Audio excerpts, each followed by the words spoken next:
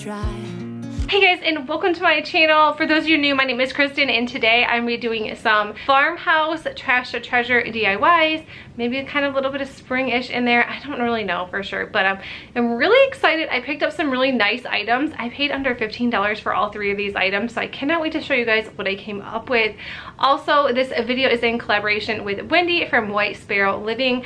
If you guys have not seen her channel, make sure you go and check it out after you watch this video. You guys, I love Wendy. She does some amazing decor. She does a lot of Dollar Tree, trash to treasure, farmhouse.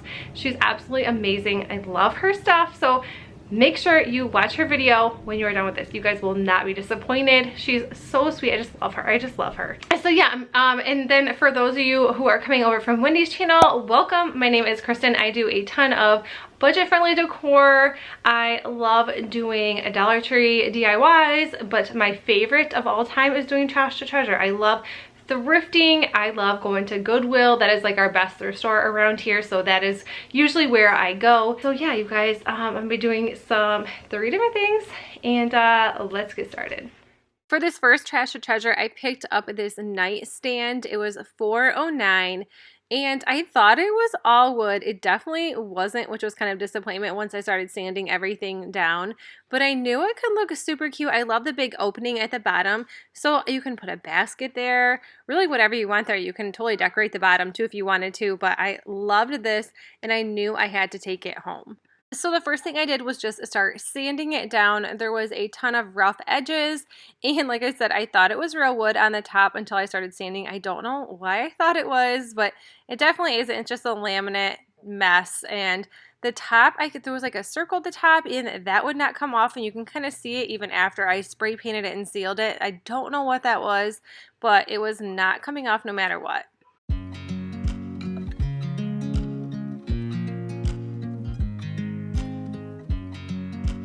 And next I want to take the back off, and I thought this was probably the easiest way to turn it on its side and then just step on it and put my weight into it. Maybe this doesn't work for everybody. You could probably take a hammer, but that's just the way I wanted to do this, and it was way easier than having to get everything out. And then I just pulled this off the back. There was nails, obviously, on the back to hold this in place.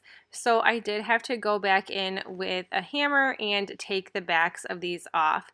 And no big deal. This was easy peasy. I just hate that you take the backs off and then everything is so wobbly. That was like the worst part probably of this whole entire thing.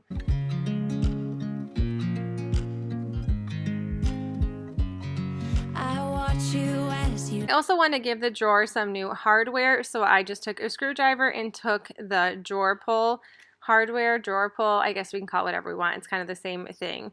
And then once I took that off, I just sanded this down a little bit as well. And then once the sanding was done, I just brought it back inside, and I just have some Kills white primer. It is the water-based, and the oil-based is such a mess. And then I just primed this entire thing because I wanted to go back in with spray paint versus painting, hand painting. So that is what I did just to make sure that the spray paint would cover it, because I only had one can.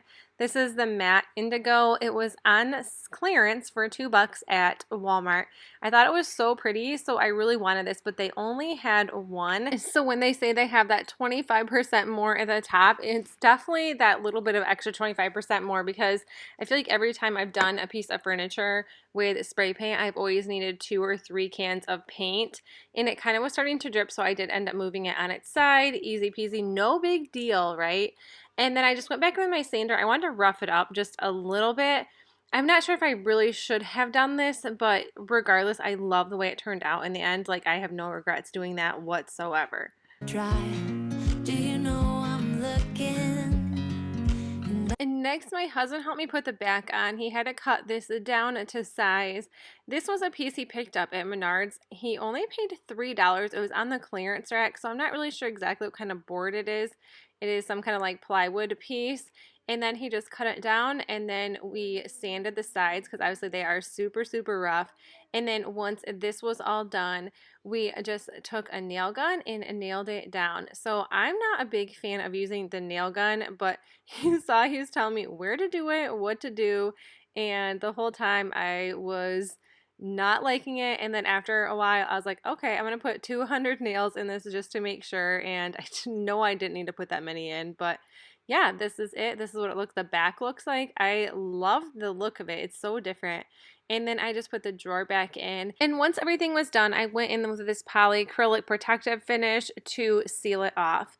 And for the knob, I just used the hammered Rust-Oleum in copper. And I absolutely love the way this turned out. I have no idea where I'm going to put this yet, but right now it is in my dining room and I love it. I can't help but smile.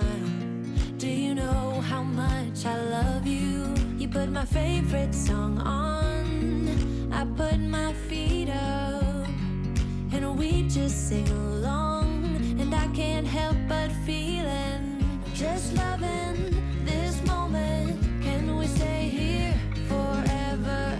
I'm loving this moment. Can we stay here together? If I could stop the time, don't you know that I would? 'Cause I'm just loving. So next I paid $309 for this clock mirror. It was in really good shape. I just did not like the color or the way it looked. It had these tiny little screws on the back, so I just had to take those right off.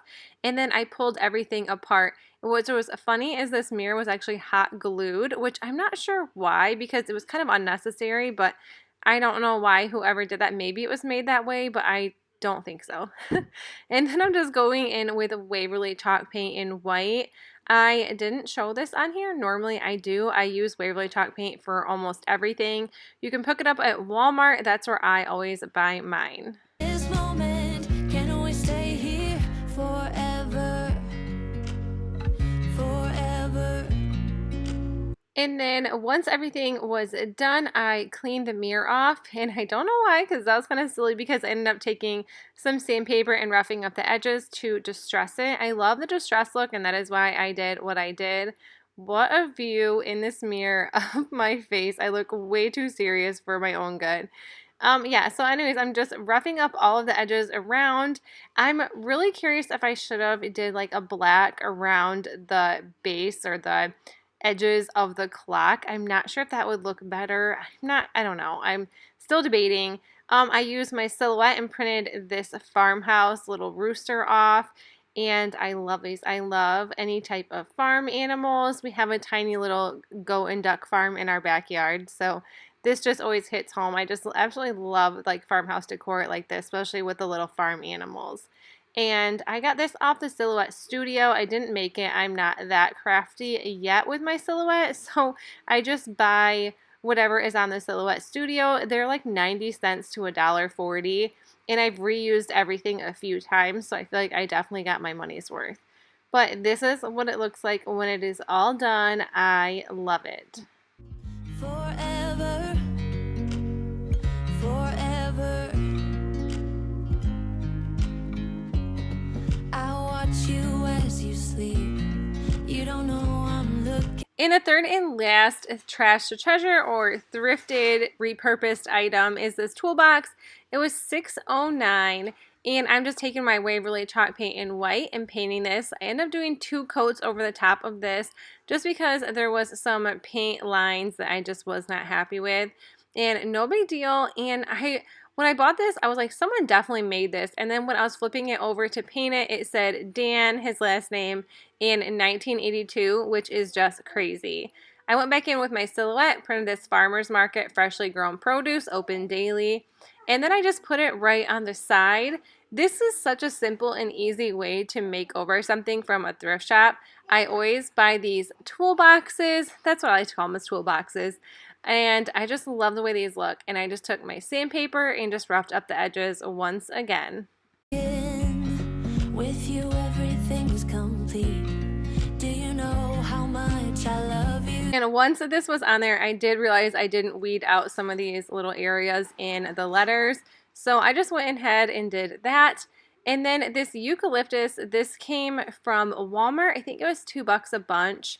And I absolutely love this. This is like one of my favorites. It makes everything look so full and so pretty. And I just love Walmart florals. But you guys, that's it for the video. I hope you enjoyed it. If you did, give it a thumbs up. And if you are new to my channel, I would love if you hit that subscribe button down below. And don't forget to go and check out Wendy's video. I cannot wait to see hers. I know it is going to be great.